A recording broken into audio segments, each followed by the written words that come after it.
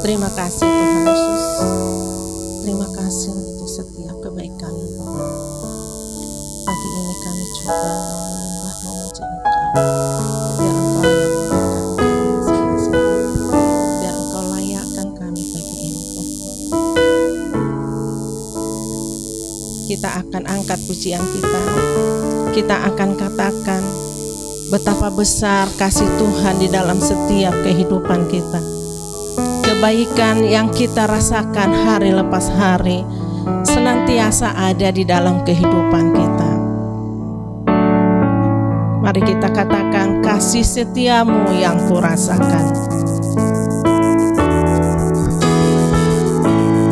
Kasih setiamu yang kurasakan, lebih tinggi dari langit biru. Kebaikan-Mu yang telah Kau nyatakan lebih dalam dari lautan. Berkat-Mu yang telah ku terima sempat membuatku terpesona. Apa yang tak pernah kupikirkan, itu yang Kau sediakan bagiku. Siapakah aku ini Tuhan?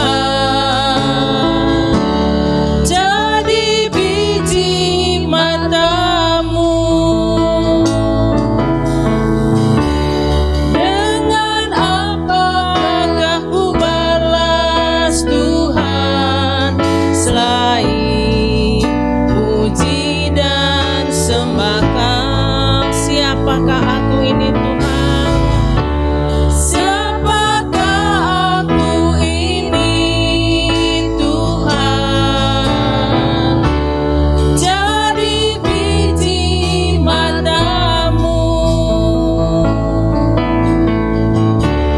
Dengan apakah ku balas Tuhan selain puji dan sembah Kau? Kami undang Bapak Ibu untuk bangkit berdiri.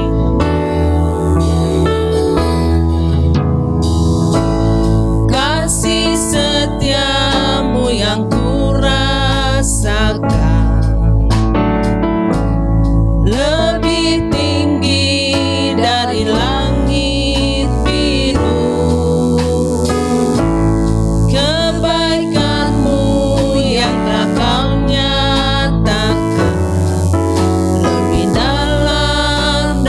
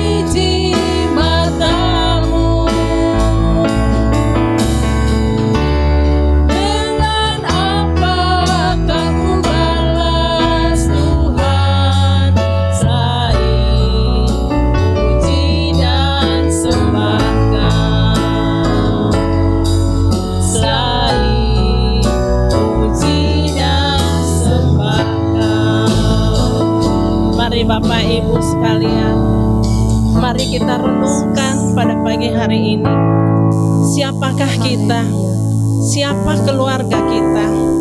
Siapa saudara-saudara kita sehingga Tuhan begitu mengasihi kita di dalam kehidupan kita. Dia menjadikan kita menjadi biji matanya yang sangat dihargainya. Mari kita renungkan di dalam kehidupan kita. Di dalam kehidupan kita pribadi lepas pribadi. Kita begitu dihargai di hadapannya sehingga kita dilayakkan untuk menjadi anak-anaknya. Bahkan kita dijadikan menjadi biji matanya yang begitu diperhatikan di dalam setiap kehidupan kita.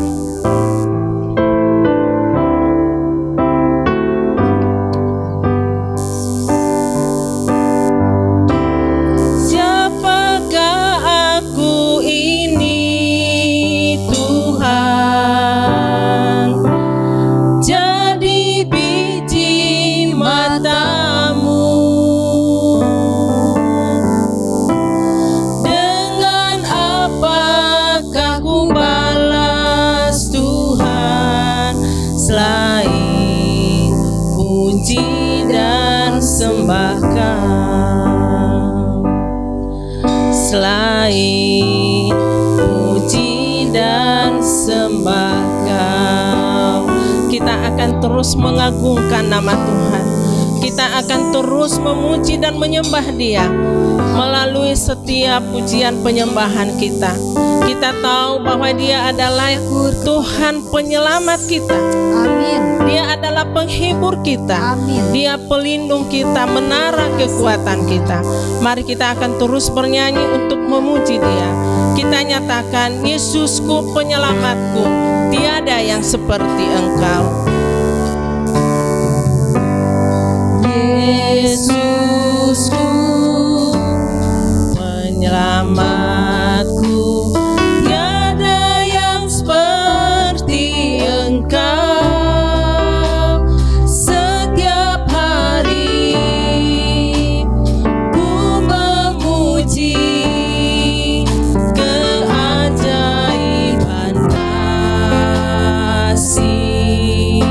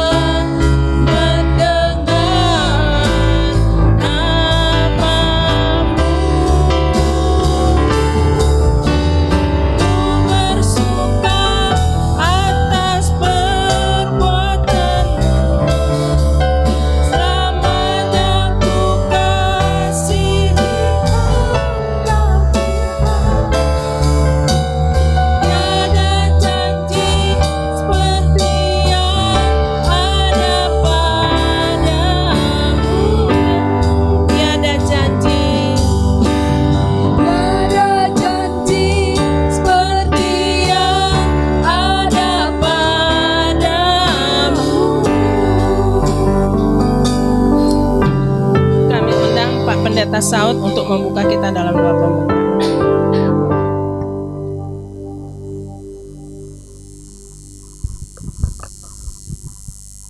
Mari kita berdoa. Bapa di surga, Bapa yang kami sembah di dalam nama Tuhan Yesus. Terima kasih atas kasih dan pertolongan Tuhan, di mana Tuhan masih izinkan kami menaikkan puji-pujian, menaikkan penyembahan kami kepada Tuhan. Bahkan pada pagi hari ini, kami datang untuk memuliakan Tuhan. Tuhan berkatilah ibadah kami ini Tuhan. Dari pertama, pertengahan sampai akhirnya Tuhan. Biarlah ibadah kami ini boleh jadi di dalam nama Bapa, di dalam nama Anak, di dalam nama Roh Kudus. Haleluya, puji Tuhan. Amin. Silakan untuk duduk Bapak Ibu. Ya, kami akan berikan waktu kepada Bapak Ibu yang ada di tempat ini maupun yang melalui Zoom untuk memberikan kesaksian atau pengalaman hidup selama seminggu ini yang bisa untuk menguatkan kita semua yang ada di tempat ini. Tetapi sebelumnya kita akan angkat pujian Tuhan Yesus baik.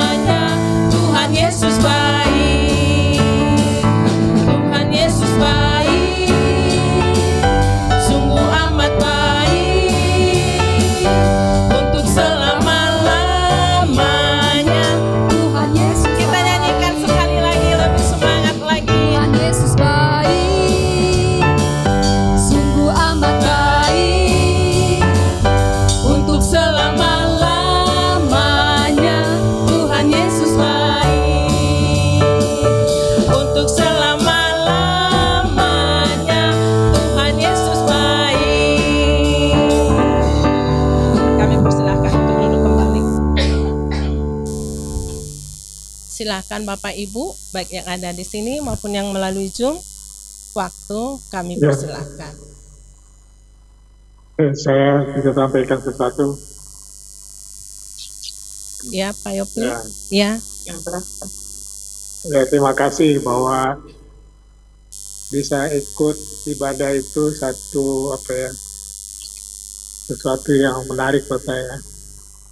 Karena dari sejak kecil saya kan dibesarkan dalam tradisi Kristen ya. Dan akhirnya menyerahkan kepada Tuhan lah. Nah yang kedua adalah kemarin malam itu kan ada apa? Gempa. Di samping ada gempa, ya di Granus juga ada acara Natal kan? Iya. Ya. Saya rasa ibu juga bosnya juga datang ya Bu ya, Iya Pak. dan Pak Saud ya. Iya betul Pak. Iya Pak Saud. Ya. Cuma menarik, hujan keras ya Bu ya kemarin ya. Iya. Betul hujan keras. Iya betul Nah, Pak. nah yang saya mau tanya begini, setelah acaranya bagus, saya cuma dengar saja acaranya bagus, karena istri saya juga ke sana, ya kan, Bu Yani ke sana, Iya. bagus sekali acaranya. Cuma waktu dia pulang hujan, ya kan hujanan lah. Cuman karena dia pakai mobil sampai ke rumah, nah karena saya buka pintunya, terus cuman yang menarik adalah bagaimana setelah ikut acara dan hujan keras, tiba-tiba mau makan itu, makanannya bisa dimakan nggak Bu? Tetap bisa Pak, Ibu aja walaupun jawab, sudah jawab dingin. sekarang. Iya. Nasi goreng bisa dimakan Bu? Ya nasi goreng betul Pak. Pertanyaan saya, Natalnya enak, tapi ketika kita selesai mau makan, nasi gorengnya, nah Ibu aja yang jawab, tapi mesti jawab Bu. Artinya, dalam hidup kita tuh ada fase-fase yang baik, bagus sekali. Nah, ketika kita mau mengakhirinya, tiba-tiba ada sesuatu yang kita mau nikmati, ternyata tidak bisa kita nikmati. Nah, inilah faktor kehidupan. Itu sebabnya saya bersyukur bahwa kita sebagai pemercaya Dia, kita taat pada Dia, dan kiranya anugerah Dia turun pada kita, dan ya kita bisa tetap melakukan apa yang menjadi tanggung jawab kita sebagai pemercayanya. Nah, mungkin itu saja yang saya sampaikan, karena saya ingin membagi sedikit. Saya cuma dengar cerita saja, karena istri saya pulang, dia bilang saya nggak ambil, dia bilang karena memang hujan keras, dia bilang. Jadi, tapi saya bersyukur bahwa semuanya berjalan baik. Nah, kiranya kita pun kalau kita melewati hal seperti itu, kita harus tetap sabar dan tahan bagaimana kita menghadapinya. Nah, kiranya Tuhan Yesus memberkati. Itu saja yang saya sampaikan. Amin. Terima kasih Pak Yopi. Memang kemarin malam itu memang Natal ya, Natal di sana itu baru Natal pertama di bulan Desember ini yang kita ikuti gitu ya. Cuman memang hujannya deras sekali sehingga kita juga pas mau pergi ke Balai Raus itu ya basah kuyup gitulah ya, dingin. Tetapi kita tetap semangat untuk merayakan Natal tersebut gitu.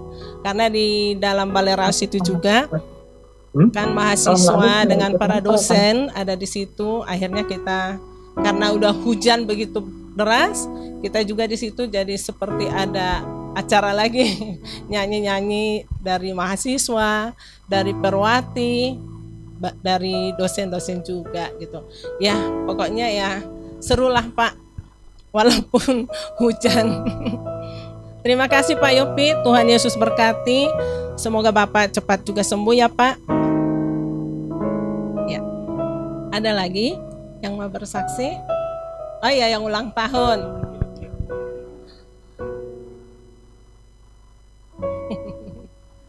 Ayo, persilakan Indri.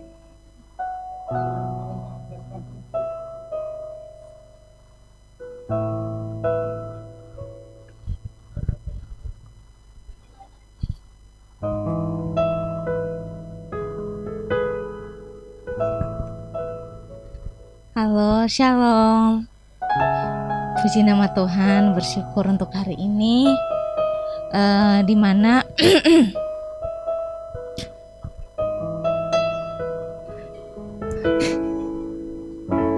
gak usah pakai mimbar ya. Dimana kalau hari ini tepat pada tanggal 4 Desember 2022, Tuhan masih memberikan kesempatan panjang umur, bertambah 1 tahun usia. Itu adalah anugerah Tuhan, adalah kasih karunia Tuhan dalam kehidupan setiap pribadi yang merayakan ulang tahun maupun saya secara pribadi. Dan bersyukur untuk kasih setia Tuhan yang tak pernah habis-habisnya, bersyukur untuk pertolongan Tuhan untuk perlindungan Tuhan yang selalu nyata dalam kehidupan saya secara pribadi maupun keluarga.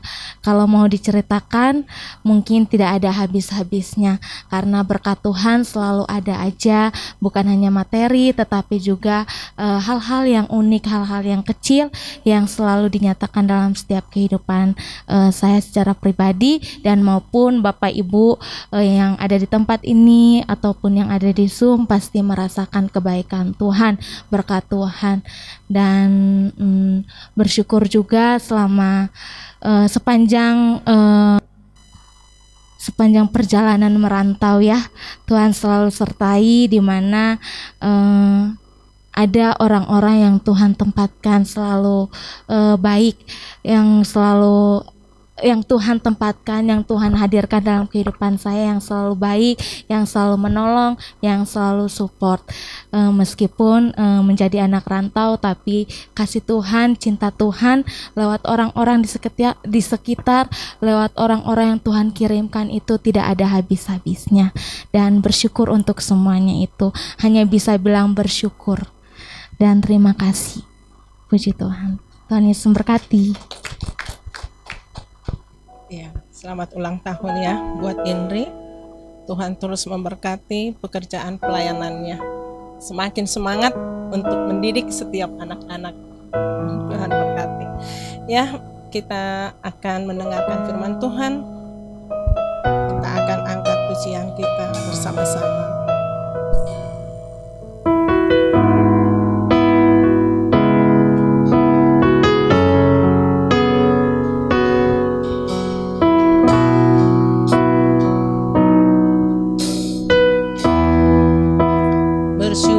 Selalu bagi kasih-Mu di dalam hidupku.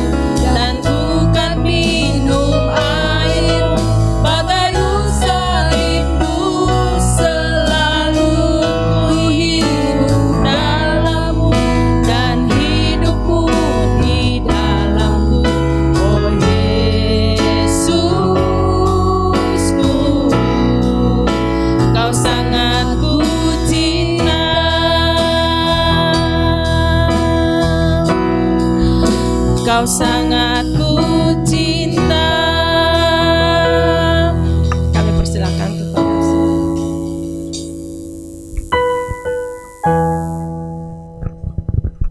Mari kita berdoa. Kami bersyukur karena memiliki Allah yang Maha Kuasa, Allah yang Maha Besar, melampaui segala akal dan pikiran, dan bahkan melampaui segala kekuatan. Terima kasih untuk kebaikan-Mu yang Kau selalu nyatakan kepada kami, sehingga kami bisa bersuka cita di dalam Tuhan. Terima kasih Bapa. Sekarang kami mau mendengarkan firman-Mu. Mohon belas kasihan-Mu supaya Roh-Mu membuat kami mengerti. Bukalah wawasan dan pikiran kami. Urapi kami semua dengan kuasa-Mu yang tidak terbatas. Di dalam nama Tuhan kami Yesus Kristus kami berdoa. Amin. Silakan duduk Bapak Ibu. Mari kita buka Alkitab dari 1 Korintus pasal yang ke-10 ayat 1 sampai dengan 14. 1 Korintus pasal 10 ayat 1 sampai dengan 14.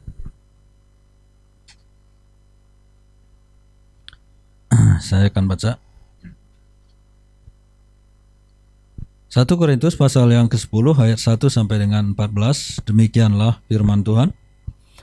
Aku mau supaya kamu mengetahui saudara-saudara bahwa nenek moyang kita semua berada di bawah perlindungan awan dan bahwa mereka semua telah melintasi laut untuk menjadi pengikut Musa. Mereka semua telah dibaptis dalam awan dan dalam laut. Mereka semua makan makanan rohani yang sama dan mereka semua minum minuman rohani yang sama, sebab mereka minum dari batu karang rohani yang mengikuti mereka, dan batu karang itu ialah Kristus.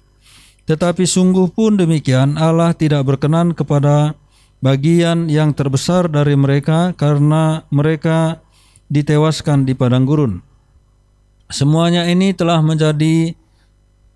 terjadi sebagai contoh bagi kita untuk memperingatkan kita supaya jangan kita menginginkan hal-hal yang jahat seperti yang telah mereka perbuat, dan supaya jangan kita menjadi penyembah-penyembah berhala sama seperti beberapa orang dari mereka. Seperti ada tertulis, maka duduklah bangsa itu untuk makan dan minum, kemudian bangunlah mereka dan bersukaria. Janganlah kita melakukan percabulan seperti yang dilakukan oleh beberapa orang dari mereka, sehingga pada suatu hari telah tewas 23.000 orang. Dan janganlah kita mencobai Tuhan seperti yang dilakukan oleh beberapa orang dari mereka, sehingga mereka mati dipagut ular. Dan janganlah bersungut-sungut seperti yang dilakukan oleh beberapa orang dari mereka, sehingga mereka dibinasakan oleh malaikat maut. Semuanya ini telah menimpa mereka sebagai contoh dan dituliskan untuk menjadi peringatan bagi kita yang hidup pada waktu di mana zaman akhir telah tiba. Sebab itu siapa yang menyangka bahwa ia teguh berdiri, hati-hatilah supaya ia jangan jatuh. Pencobaan-pencobaan yang kamu alami ialah pencobaan-pencobaan biasa yang tidak melebihi kekuatan manusia. Sebab Allah setia, dan karena itu ia tidak akan mencobai kamu Sebab Allah setia, dan karena itu ia tidak akan membiarkan kamu dicobai melampaui kekuatanmu. Pada waktu kamu dicobai, ia akan memberikan kepadamu jalan keluar, sehingga kamu dapat menanggungnya. Karena itu, saudara-saudara yang kekasih, jauhilah penyembahan berhala. Nah, Bapak Ibu yang dikasihi oleh Tuhan Yesus Kristus, dari pembacaan kita tadi, kita bisa melihat satu perjalanan bangsa Israel ketika keluar dari tanah Mesir. Ayat 1 sampai dengan yang keempat itu menjelaskan bahwa mereka itu memiliki pengalaman yang sama, memiliki pengajaran yang sama, memiliki pengetahuan dan peristiwa-peristiwa yang bisa mereka saksikan itu semua sama. Tadi disebut di sana ada mereka melintasi laut, ada tiang awan, ada tiang api, dan peristiwa-peristiwa lain yang dialami oleh bangsa itu. Tetapi yang menjadi masalahnya adalah bahwa walaupun mereka mengalami peristiwa yang sama, melihat peristiwa yang sama, mendengarkan firman yang sama, dan bersama-sama menjalani kehidupan mereka di hadapan Tuhan, tetapi respon iman mereka berbeda. Sikap mereka melihat kenyataan, perlindungan, pertolongan, dan kehadiran Tuhan dalam hidup mereka itu berbeda. Tidak sama penerimaannya, tidak sama pola pikirnya, tidak sama pola pandangnya, dan juga kemudian menimbulkan tindakan dan sikap yang berbeda terhadap Tuhan yang memelihara mereka. Kalau kita melihat ada orang yang serius tadinya tekun di dalam gereja, tekun beribadah, tekun melayani, tapi suatu waktu kita mendengar bahwa mereka bukan lagi orang Kristen. Ya bisa saja kita bertanya-tanya kenapa seperti itu. Ya karena memang tidak sama penerimaannya, tidak sama orang memaknai dari apa yang mereka dengar dan semua pengalaman mereka bersama dengan Tuhan. Berbeda dengan orang-orang lain, jadi tidak usah terlalu kaget. Kok bisa ya? Kok bisa ya? Ya bisa. Kenyataannya bahwa orang-orang yang setia dulunya di dalam Tuhan, ya, tapi kita tidak tahu pengenalannya sebesar apa, seperti apa hubungannya mendalamnya dengan Tuhan, kita tidak tahu. Tapi suatu waktu dia sudah tidak lagi mau bersekutu dengan Tuhan, tidak mau lagi melayani Tuhan, dan bahkan mungkin dia akan pergi meninggalkan gereja, pergi meninggalkan persekutuan, tidak mau lagi berdoa dan seterusnya. Nah itu bisa terjadi, ya bisa, dan kita sudah melihat banyak contohnya. Karena itulah maka sebetulnya kita tidak bisa bermain-main di dalam iman kita kepada Tuhan. Kita mesti betul-betul serius dalam hal itu. Nah perhatikan di ayat yang kelima dikatakan, tetapi sungguh pun demikian Allah tidak berkenan kepada bagian yang terbesar dari mereka, karena mereka ditewaskan di padang gurun. Tuhan tidak berkenan kepada mereka. Ya orang siapa? Siapa itu? Ya orang-orang yang mengalami semua pengalaman itu. Orang-orang yang makan manna di padang gurun itu. Orang yang menikmati air yang tadinya pahit menjadi manis itu. Air yang keluar dari gunung batu itu. Orang yang menikmati burung puyuh yang diberikan oleh Tuhan. Orang yang menikmati bagaimana terjadi tulah di tanah Mesir, bagaimana laut dibelah oleh Tuhan. Itu semua mereka nikmati. Tetapi mereka itu kemudian mati. Allah tidak berkenan kepada mereka. Nah, ada 4 contoh dibuat di pembacaan kita tadi di ayat yang ke-7. Supaya jangan kita menjadi penyembah-penyembah berhala sama seperti beberapa orang dari mereka, seperti ada tertulis, maka duduklah bangsa itu untuk makan dan minum, kemudian bangunlah mereka dan bersukaria. Ini kasus mereka membuat anak lembu emas. Waktu itu Tuhan menyuruh Musa supaya naik ke gunung Sinai. Dan di atas gunung itu kehadiran Tuhan begitu nyata karena ada awan hitam, ada kilat, ada guruh, dan gunung itu bahkan gemetar karena kehadiran Tuhan di atasnya. Tapi Musa ada 40 hari di atas. Maka bangsa itu sudah tidak sabar. Dia katakan jangan-jangan Musa sudah mati. Di atas gunung sudah dibunuh oleh Tuhan.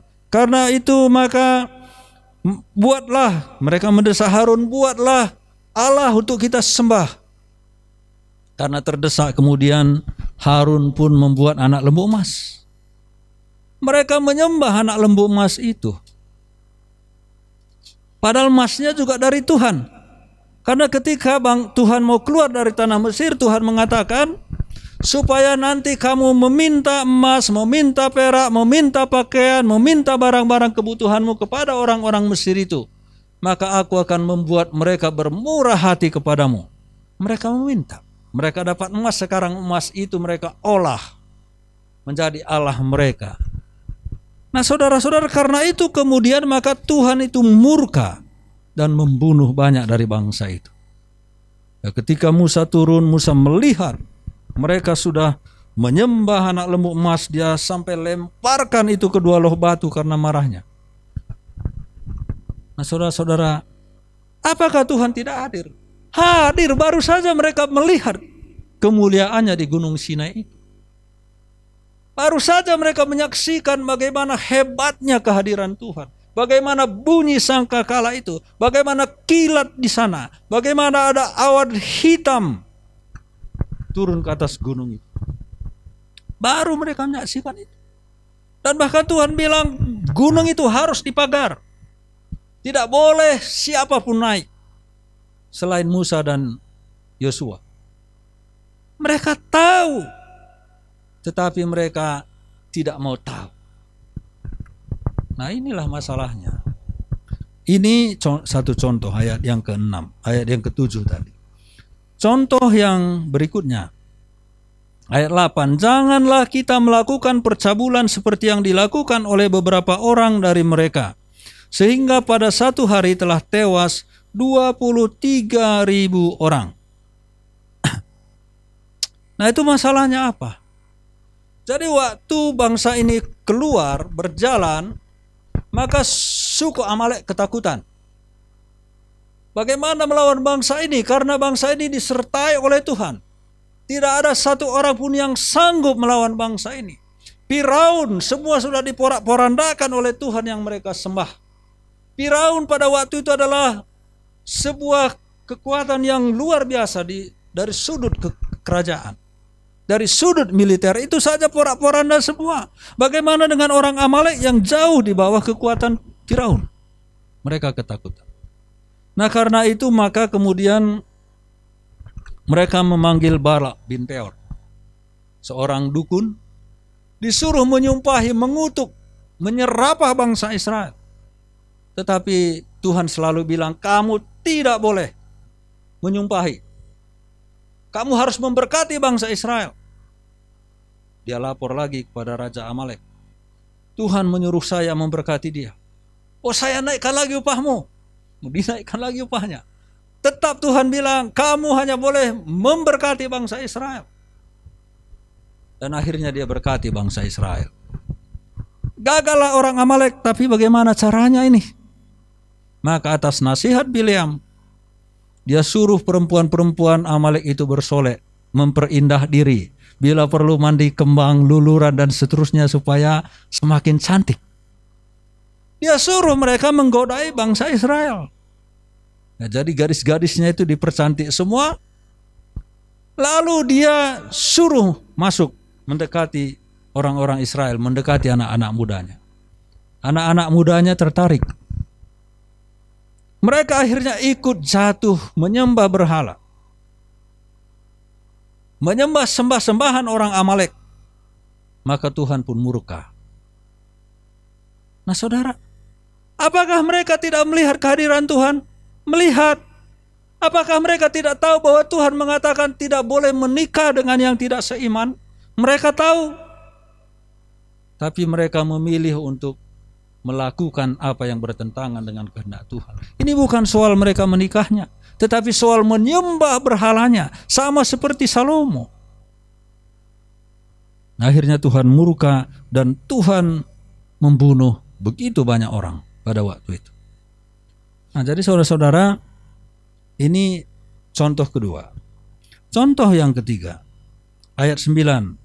Dan janganlah kita mencobai Tuhan seperti yang dilakukan oleh beberapa orang dari mereka sehingga mereka mati di pagut ular. Ini apa persoalannya? Ini masalahnya adalah pada waktu itu sudah turun manna. Lalu banyak orang bersungut-sungut. Kami tidak mau lagi makan manna, ini roti ini hambar. Kami ingin yang lain. Saya tadi malam renung-renungkan juga, ibaratnya begini. Tiap hari Tuhan kirim beras kepada saya ke rumah. Saya nggak mau lagi beras Tuhan. Saya ingin yang lain. Waduh, ya beras kan makanan pokok gitu ya. Tuhan kasih beras gitu. Tapi ingin yang lain. Ini juga kan ini menjadi makanan pokok mereka di perjalanan karena mana itu bisa diolah. Mereka bisa olah menjadi apapun ya silakan yang bisa mereka makan gitu. Nah itu kan tergantung mengolahnya.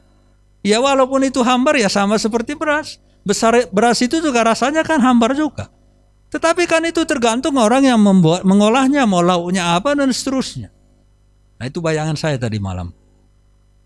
Nah, saudara-saudara, Tuhan sudah memelihara mereka. Mereka terus dipelihara, diberi makan. Mereka butuh makan, mereka dikasih makan oleh Tuhan tanpa mereka menanam, tanpa menabur, tanpa menuai, bahkan tanpa menumbuk, tanpa menggiling sekalipun. Tinggal ambil olah saja. Mereka bersungut-sungut. Nah, karena itu kemudian Tuhan marah. Ya, Tuhan bunuh juga banyak orang kena tulah. Nah, bukan kena tulah, ular. Ya, dipagut ular. Itu kemudian Tuhan Yesus kutip, sama seperti Musa meninggikan ular di padang gurun, demikianlah anak manusia harus ditinggikan supaya setiap orang yang percaya kepadanya tidak binasa melainkan beroleh hidup yang kekal. Maksudnya itu apa? Bahwa ketika mereka itu berdosa, maka Tuhan marah, datang ular-ular memagut mereka. Mereka sekarat, lalu Tuhan bilang kepada Musa, Musa, mereka berseru tuh, Musa tolong doakan kami kepada Tuhan. Lalu Musa mendoakan mereka kepada Tuhan. Tuhan bilang, Musa buatlah tiang dan tongkat, siapkanlah, buatlah di sana ular tembaga. Barang siapa yang melihat kepada ular itu, maka dia akan sembuh, tidak akan mati. Nah, itulah yang dilakukan oleh Tuhan Yesus bagi kita. Siapa yang memandang, dia tidak akan mati. Nah, Tuhan kemudian menolong mereka lagi. Ini yang ketiga. Yang keempat, 10. Dan janganlah bersungut-sungut seperti yang dilakukan oleh beberapa orang mereka sehingga mereka dibinasakan oleh malaikat maut. Ini masalahnya adalah ada Korah dan komplotannya memberontak. Dia bilang, Musa, bukan kamu yang diutus oleh Tuhan. Kamu jangan sok-sok menjadi pemimpin. Kamu bukan diutus oleh Tuhan. Padahal dari Mesir 10 tulah itu siapa yang kerjakan itu? Yang membuat laut itu terbelah itu atas pekerjaan siapa? Yang membuat mujizat-mujizat yang terjadi itu atas kuasa siapa kalau bukan kuasa Tuhan? Tetapi orang ini kemudian mengatakan bukan, Tuhan tidak mengutus engkau Musa untuk memimpin bangsa ini. Lalu Tuhan murka. Maka terjadilah terbelah bumi. Kelompok Korah ini kemudian masuk, disertai dengan ada api yang membakar mereka. Jumlah mereka itu 250 orang. 250 orang. Karena itu sebagian pemimpin-pemimpin dari bangsa itu. Nah, melihat peristiwa itu, besok harinya bangsa Israel marah-marah kepada Musa. Marah lagi kepada Musa. Coba bayangkan. Ini artinya kan bahwa mereka ini sebetulnya ikut juga nih memberontak ini. Mendukung Korah ini.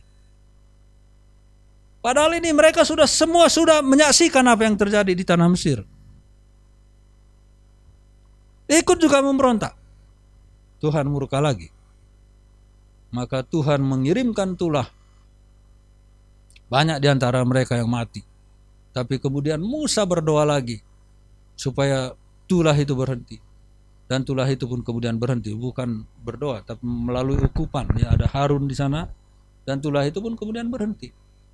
Nah, saudara-saudara yang dikasihi oleh Tuhan Yesus Kristus, saya tadi sudah katakan bahwa mereka semua menyaksikan peristiwa yang sama, mengalami peristiwa yang sama, bahkan menikmati hidangan yang sama seperti mana, air dan seterusnya. Melihat tiang awan dan tiang api, mengalami perlindungan dari Tuhan.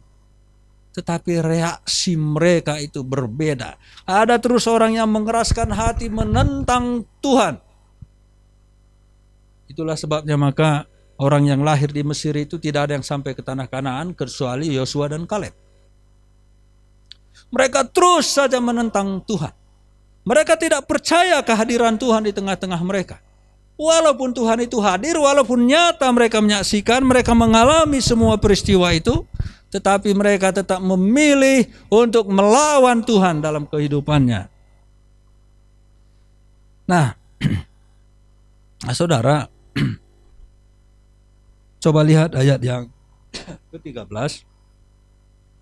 Pencobaan-pencobaan yang kamu alami ialah pencobaan-pencobaan biasa, yang tidak melebihi kekuatan manusia. Betulkah begitu? Kan itu menjadi pertanyaan. Betulkah bahwa pencobaan itu biasa saja, tidak melebihi kekuatan manusia? Pak Saud sering ungkap ayat ini. Apakah itu betul? Sekarang kita buktikan. Ketika mereka berhadapan dengan laut, melebihi kekuatan manusia tidak? Bisa nggak manusia membelah laut itu dengan tangannya? Bapak Ibu, sungai aja dibelah nggak akan bisa. Membelah air di ember aja nggak bisa. Melebihi kekuatan manusia kah? Iya. Tetapi kenapa kemudian disebut tidak melebihi kekuatan manusia? Ya karena Allah ada di situ. Allah langsung ambil alih. Maksudnya tidak akan sampai melebihi batas kemampuanmu. Allah membiarkan engkau. Kalau Allah itu sudah tahu kalau kita sanggupnya hanya 50 bebannya, dia tidak akan memberikan 51. Begitu muncul 51 dia langsung ambil alih. Itulah yang dimaksud. Jadi ada pencobaan, ada laut di depan. Ada musuh menyerang dari belakang. Manusia mampu gak menaklukkan laut itu? Tidak. Karena itu maka Tuhan tidak akan membiarkan lebih dari kekuatan manusia. Tuhan belah itu laut.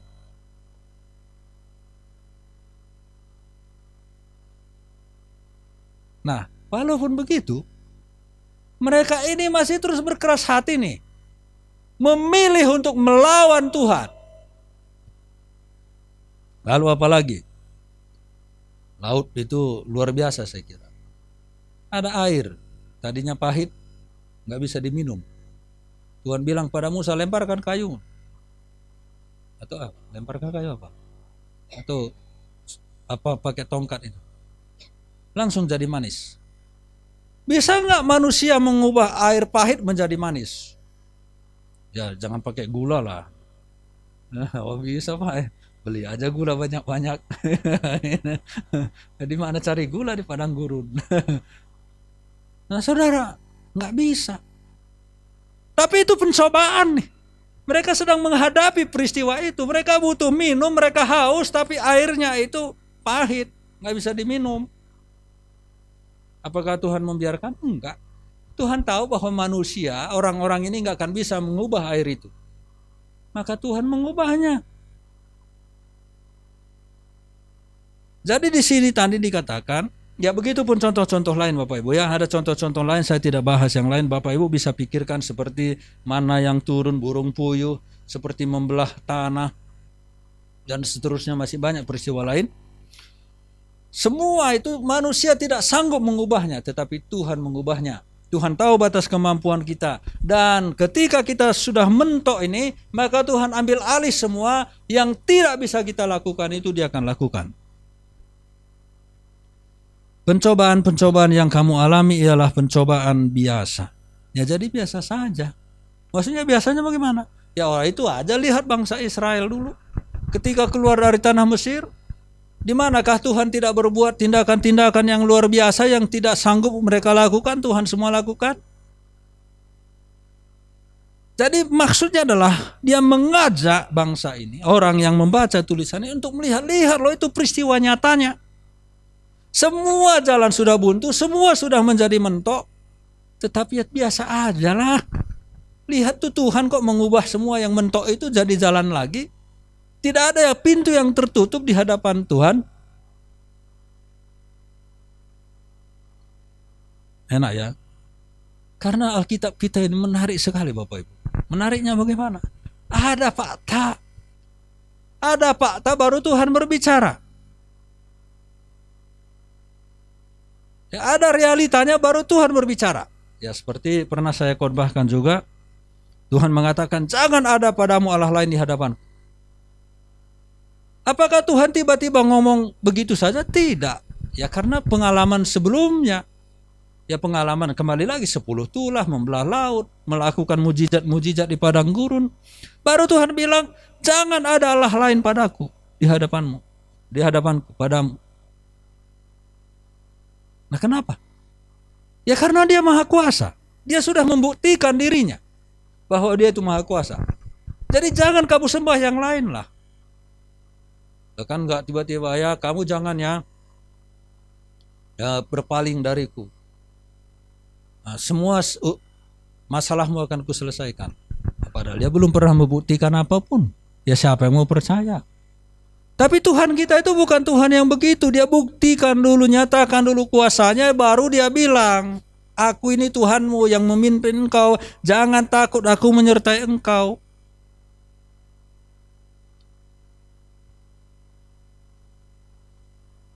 Nah, jadi sayang sekali kalau kita beralih ke Tuhan-Tuhan yang lain yang belum pernah menyatakan kuasa apapun.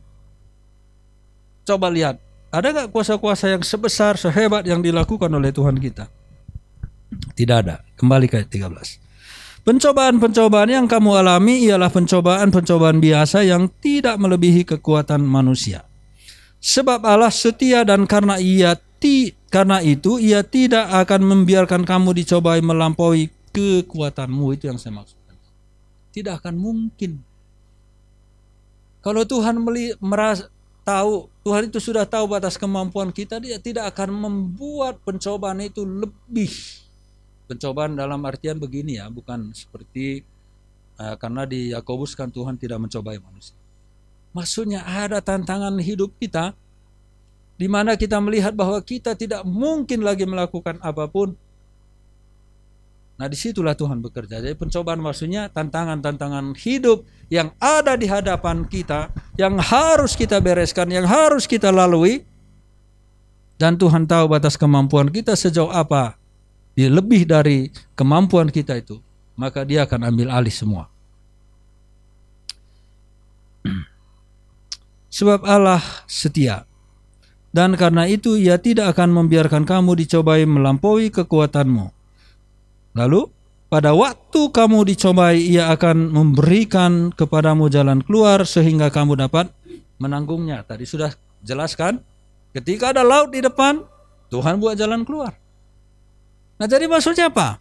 Bagi kita sekarang, kenapa dikatakan di situ memberikan kepadamu jalan keluar supaya kamu dapat menanggungnya? Udah ada belum jalan keluarnya? Belum kan? Belum. Kalau kita lihat ayat itu, ia akan memberikan kepadamu jalan keluar supaya kamu dapat menanggungnya. Maksudnya itu apa? Kan belum ada jalan keluarnya, masalahnya sudah ada.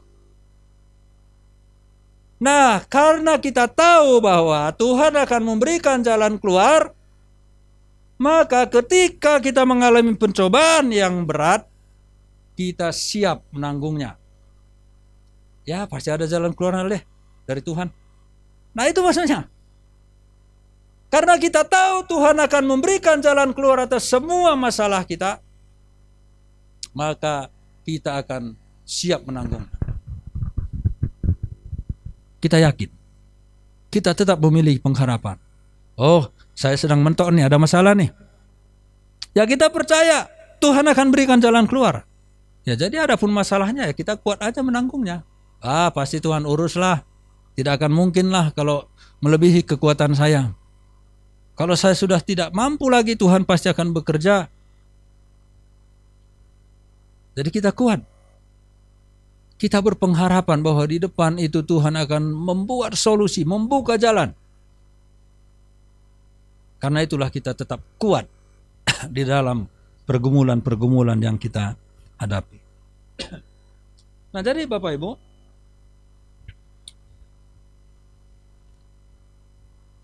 kita lihat ayat yang ke-12.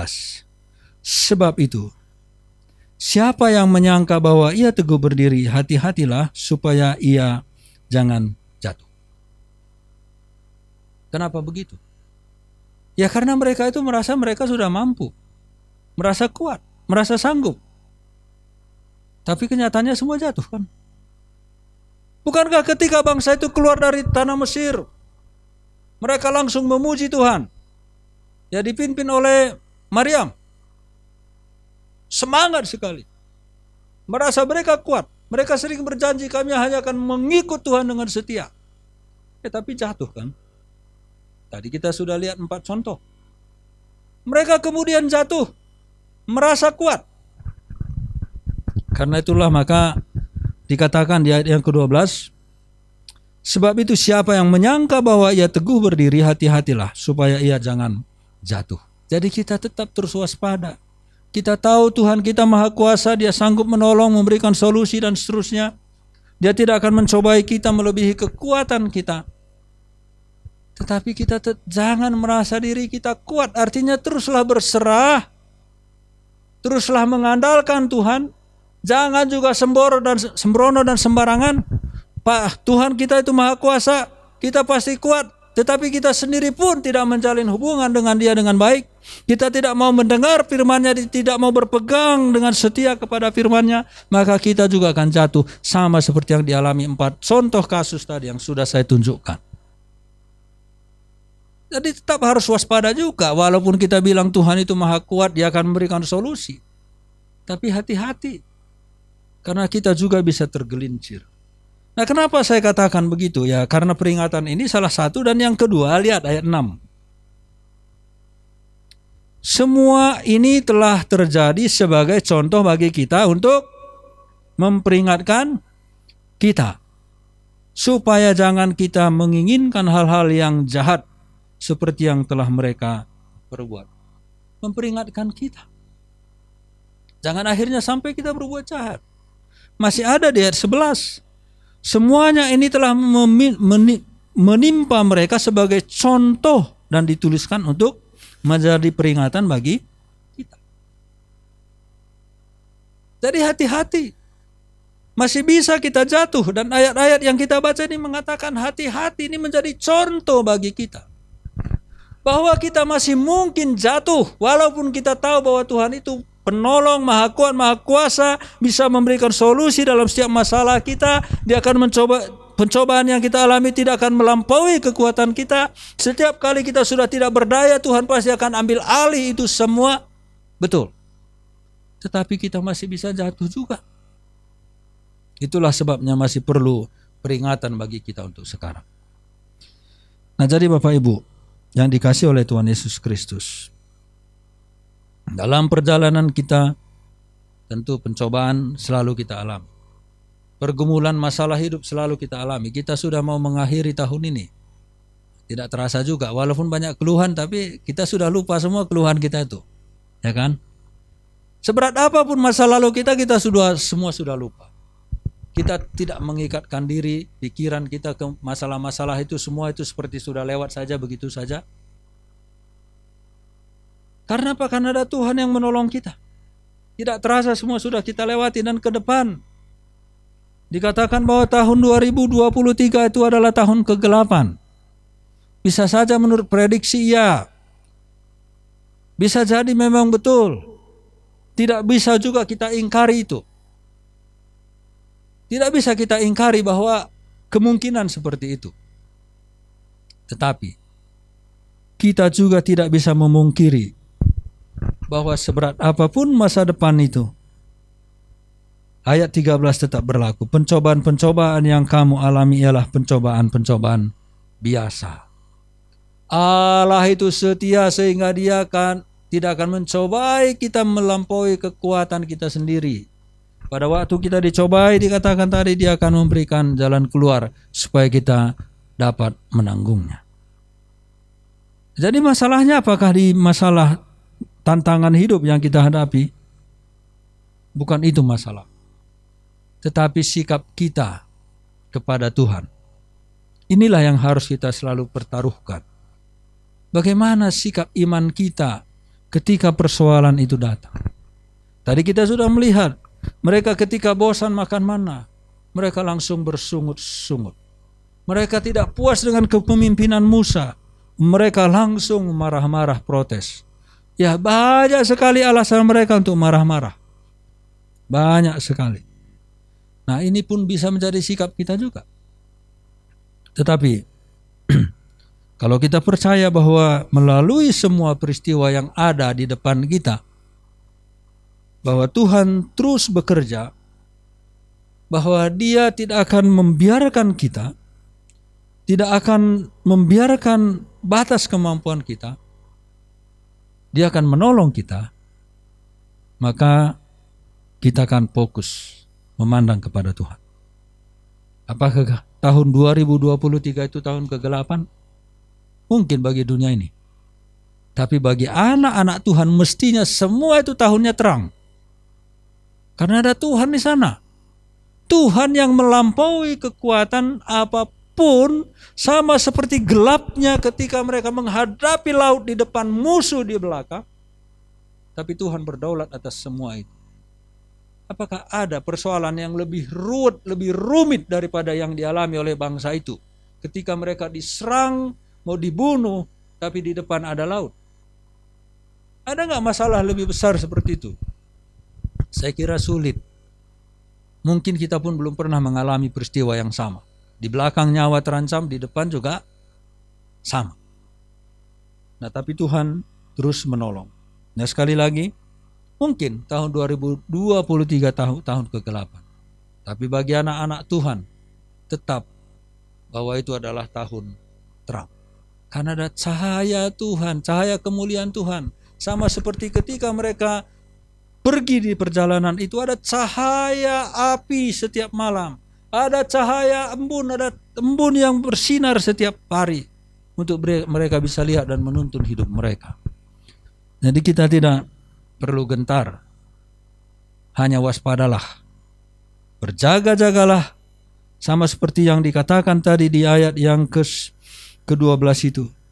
Sebab itu siapa yang menyangka bahwa ia teguh berdiri, hati-hatilah supaya ia jangan jatuh. Jangan sampai terjebak. Seperti bangsa Israel, kebanyakan dari mereka kemudian meninggalkan Tuhan, marah kepada Tuhan karena mereka menghadapi tantangan kehidupan. Mari kita berdoa. Terima kasih Tuhan, kami bersyukur kepadamu untuk firman-Mu yang kami dengar, bahwa pencobaan-pencobaan yang kami alami itu adalah pencobaan biasa yang tidak melebihi kekuatan manusia.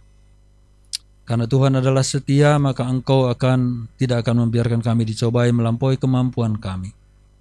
Dan bahkan Engkau akan memberikan kepada kami jalan keluar, sehingga kami dapat menanggungnya, sama seperti jalan keluar yang Kau berikan kepada bangsa Israel ketika mereka keluar dari tanah Mesir, dan juga dalam perjalanan masuk ke tanah Kanaan. Terima kasih untuk firman Tuhan. Biarlah kami waspada supaya kami tidak merasa kuat, tapi belajar untuk terus bergantung kepada Tuhan, percaya kepada firman-Mu sepenuhnya. Kami tidak mengikuti teladan dari bangsa ini yang sering sekali memberontak kepada Tuhan karena mereka tidak puas. Tetapi biarlah kami percaya saja kepadamu, bahwa Engkau Allah kami, Allah yang akan memberikan jalan keluar bagi kami. Apapun yang kami hadapi, tidak ada jalan buntu di mata-Mu.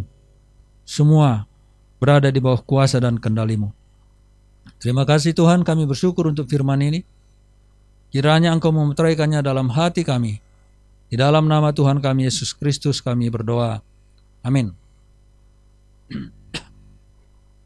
Ya, kita akan melaksanakan perjamuan kudus. Mari kita mempersiapkan diri kita.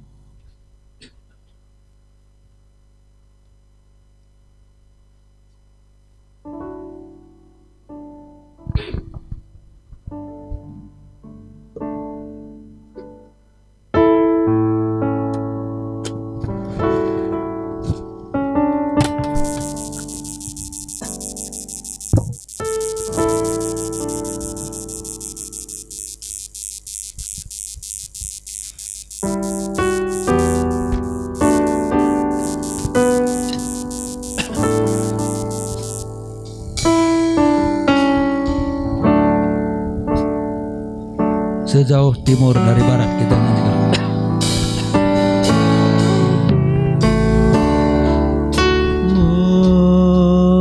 Dari barat Engkau membuang dosaku,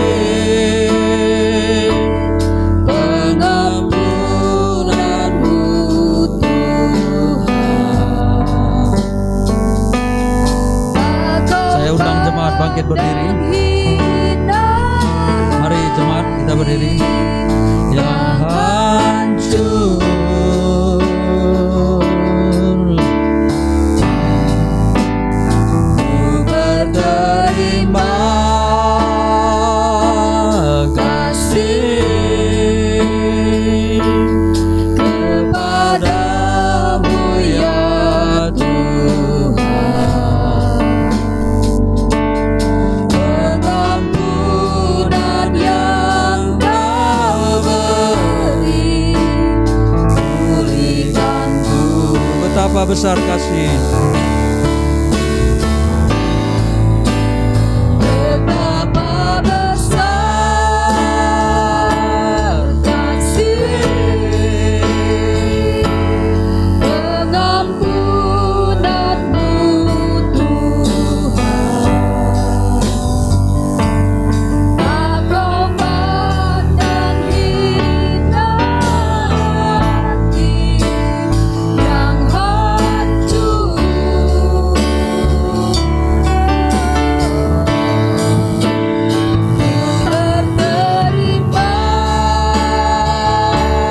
kasih kepadamu ya Tuhan,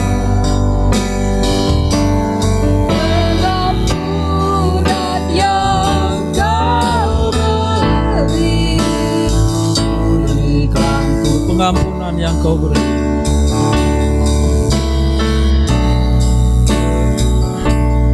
Pengampunan yang Kau beri, Pengampunan yang Kau beri. pengampunan yang Kau beri, pengampunan yang Kau beri, pulihkanku. Mari kita mengangkat roti ini. Apa yang telah kuteruskan kepadamu telah aku terima dari Tuhan, yaitu bahwa Tuhan Yesus pada waktu malam Ia diserahkan, mengambil roti dan sesudah itu Ia mengucap syukur atasnya. Ia memecah-mecahkannya dan berkata, "Inilah tubuhku yang diserahkan bagi kamu. Perbuatlah ini menjadi peringatan akan aku." Mari kita memakan roti ini di dalam nama Tuhan Yesus Kristus.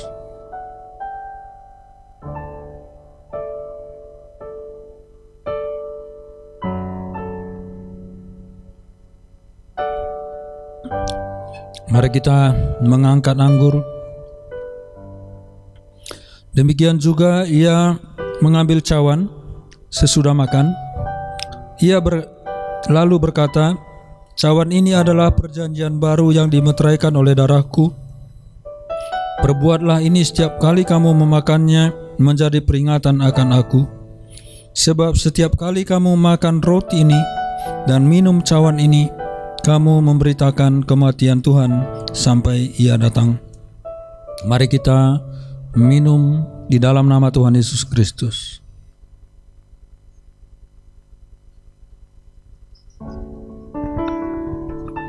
Kita berdoa. Tuhan, pengorbanan-Mu di kayu salib tidak bisa kami nilai dengan materi, tidak bisa kami nilai dengan kekuasaan, tidak bisa kami nilai dengan apapun. Sebab salib itu, kematian-Mu itu adalah penebusan bagi diri kami. Karena kami begitu mahal, begitu berharga di mata Tuhan, sehingga Engkaulah yang harus mengorbankan diri-Mu bagi kami. Nilai diri kami tidak bisa digantikan dengan uang, dengan emas, dengan perak, dengan harta apapun. Juga tidak bisa digantikan dengan kemasyhuran, melainkan hanya dengan nyawa-Mu. Kiranya Tuhan menolong kami, supaya kami semakin menghayati betapa Engkau mengasihi kami dan betapa berharganya diri kami di mata-Mu. Terima kasih untuk kebaikan-Mu, untuk penebusan-Mu, untuk pengampunan-Mu. Terima kasih untuk hidup kekal yang Kau janjikan. Di dalam nama Tuhan Yesus Kristus kami berdoa. Amin. Shalom Bapak Ibu dimanapun berada.